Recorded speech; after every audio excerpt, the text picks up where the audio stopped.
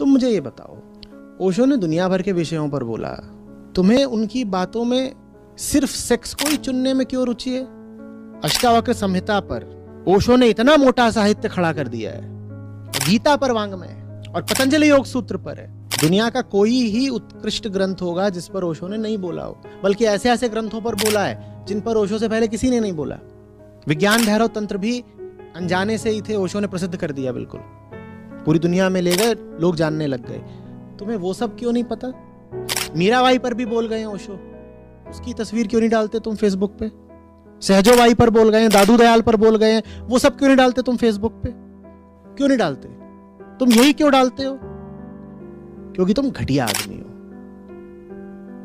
तुम ओशो का नाम भी लेकर के अपनी पुरानी घटिया वासनाएं पूरी कर रहे हो, बल्कि तुमने अपनी वासनाओं को सम्मान देने के लिए एक नाम ढूंढ लिया है, ओशो।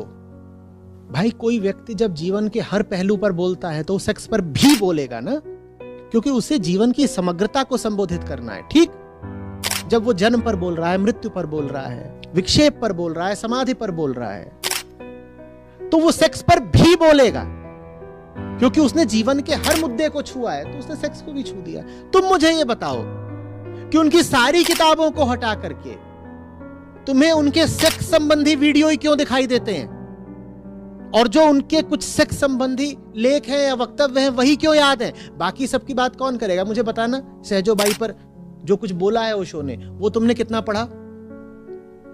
बोलो। या लाओत्जू पर जो बोला है, या च्वांगजू पर जो बोला है, या सूफियों पर जो बोला है, बताओ, उसकी तुम चर्चा क्यों नहीं करते कभी? क्योंकि नीच आदमी हो। और ओशो के नाम पे जो कुछ चल रहा है अभी, वो 99% नीचता ही है। हर महापुरुष का दुर्भाग्य यही होता है, वो चला जाता है, उसके पीछे उसकी बातें कैसे कैसे लोगों के हाथों में पड़ जाती हैं। जब तक वो जिंदा था तब तक तो फिर भी ठीक था, कम से कम बेवकूफी के विरुद्ध कुछ बोल सकता था। एक बार वो चला गया, फिर तो मौजा ही मौजा।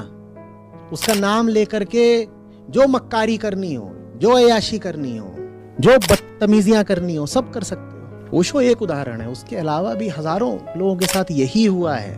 आदम जात बड़ी घटिया जात है, हम किसी को नहीं बख्शते।